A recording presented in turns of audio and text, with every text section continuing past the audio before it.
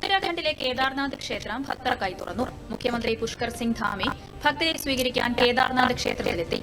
ക്ഷേത്രത്തിന് മുന്നിൽ ഭക്തർക്ക് പ്രസാദ വിതരണവും മുഖ്യമന്ത്രിയുടെ നേതൃത്വത്തിൽ നടത്തി. 6 മാസത്തെ ഇടവേളയ്ക്ക് ശേഷമാണ് ക്ഷേത്രം ഭക്തർക്കായി തുറന്നത്. അസമിൽ പഞ്ചായത്ത് തെരഞ്ഞെടുപ്പിന്റെ ആദ്യഘട്ട വോട്ടെടുപ്പ് പുരോഗമിക്കുന്നു. ആദ്യഘട്ടത്തിൽ 14 ജില്ലകളിലാണ് വോട്ടെടുപ്പ് നടക്കുന്നത്. ടിൻസുകിയ, ദിബ്രുഗഡ്, ജോർഗഡ്, മജുലി, കാച്ചാർ തുടങ്ങിയ ജില്ലകളിലും ഇന്നാണ് വോട്ടെടുപ്പ്. 7-ാം തീയതിയാണ് രണ്ടാം ഘട്ട വോട്ടെടുപ്പ് നടക്കുക. ഫലപ്രഖ്യാപനം ഈ മാസം 11-ന് നടക്കും.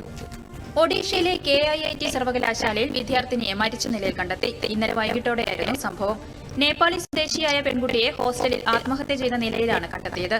അസ്വാഭാവിക മരണത്തിന് പോലീസ് കേസെടുത്തു. 3 മാസത്തിനിടെ സർവകലാശാലയിൽ നടക്കുന്ന രണ്ടാമത്തെ സംഭവമാണിത്.